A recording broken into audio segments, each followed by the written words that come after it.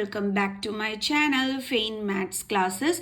So ഇന്നത്തെ ക്ലാസ്സിൽ നമ്മൾ പഠിക്കാൻ പോകുന്നത് 9th ചാപ്റ്റർ സ്ട്രെയിറ്റ് ലൈനിൽ എക്സസൈസ് 9.2 ക്വസ്റ്റ്യൻ നമ്പർ 8 ആണ് ഇന്നത്തെ ക്ലാസ്സിൽ നമ്മൾ ഡിസ്കസ് ചെയ്യുന്നത്. ഓക്കെ, അപ്പോൾ എൻ്റെ ചാനൽ കാണുന്നവർ സബ്സ്ക്രൈബ് ചെയ്യാനും ലൈക്ക് ചെയ്യാനും കമൻറ്റ് ചെയ്യാനും മാക്സിമം ഷെയർ ചെയ്ത് സപ്പോർട്ട് ചെയ്യാനും മറന്നു പോകരുത്. സോ നമ്മുടെ ക്വസ്റ്റ്യൻ ഇതാണ്: The vertices of a triangle PQR are P 21, Q minus 23 and R 45. Find the equation of the median through the vertex R. അപ്പോൾ എന്താണ് നമ്മളടുത്ത് പറഞ്ഞിരിക്കുന്നത്? ഒരു ട്രയാങ്കിൾ. ഓക്കെ, ആ ട്രയാങ്കിളിൻ്റെ നെയിം കൊടുത്തിരിക്കുന്നത് PQR എന്നാണ്. PQR. എന്നിട്ട് എന്താ പറഞ്ഞിരിക്കുന്നത്? അതിൻ്റെ കോർഡിനേറ്റ്സും തന്നിട്ടുണ്ട് അല്ലേ. 2 1 ദെൻ -2 3 then 4 5. ഇത്രയാണ് നമുക്ക് തന്നിരിക്കുന്നത്. Find the equation of the median through the vertex R. അതായത് ആറിൽ കൂടി വരുന്ന ആ ലൈൻ, അതായത് ഈ മീഡിയൻ, ഈ ട്രയാങ്കിളിൻ്റെ ആറിൽ കൂടി വരുന്ന ഈ മീഡിയൻ്റെ എന്ത് കാണാനാണ് പറഞ്ഞിരിക്കുന്നത്? ഇക്വേഷൻ കാണാനാണ് പറഞ്ഞിരിക്കുന്നത്. ഓക്കെ, അപ്പോൾ നമുക്ക് ഈ പോയിന്റിന് എസ് എന്നും നെയിം കൊടുക്കാം.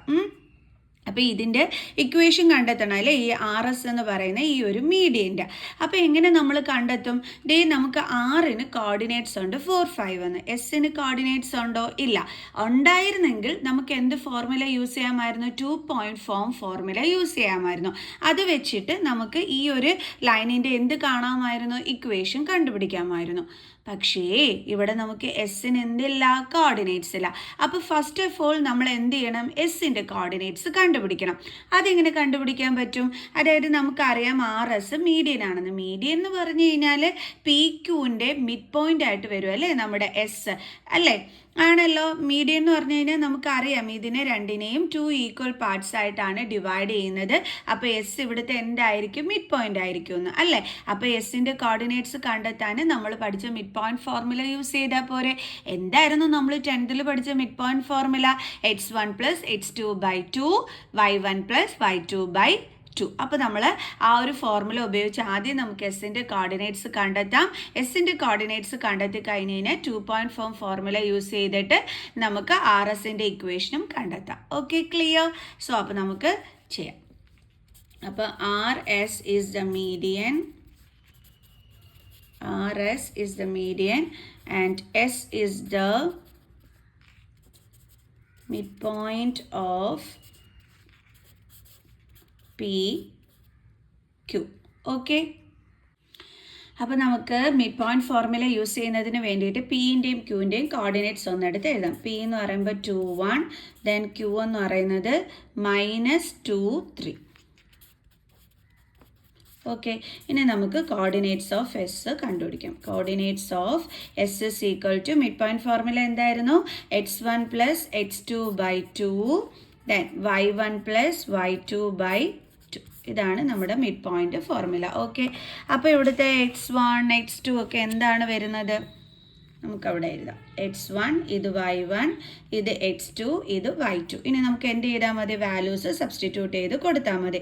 x1 എന്ന് പറയുമ്പോൾ 2 പ്ലസ് x2 എന്ന് പറയുന്നത് -2/2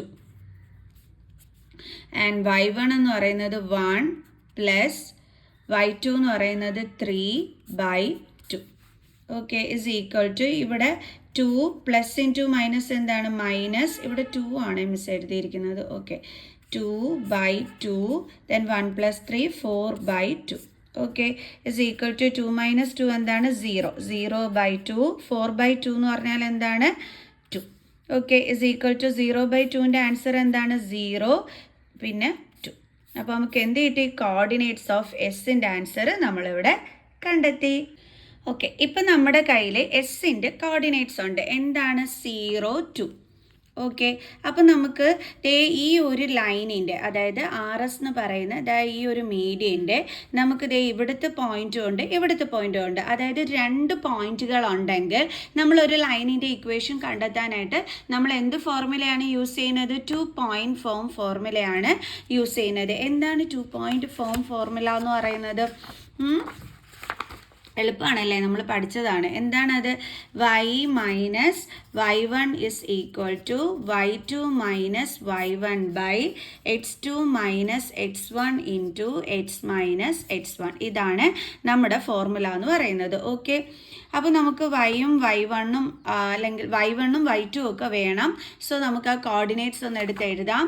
ഇവിടെ r എന്ന് പറഞ്ഞാൽ 4 5ഉം s എന്ന് പറഞ്ഞാൽ 0 2ഉം ആണ്. ഓക്കെ, 6 4 5ഉം എസ് 0 2ഉമാണ്. ഓക്കെ, അപ്പോൾ ഇത് നമ്മുടെ x1, ഇത് y1, ഇത് x2, ഇത് y2. നമുക്ക് ഫോർമുല ഒന്നും കൂടി എടുത്ത് എഴുതാം. y minus y1 is equal to y2 minus y1 by x2 minus x1 into x minus x1. Okay,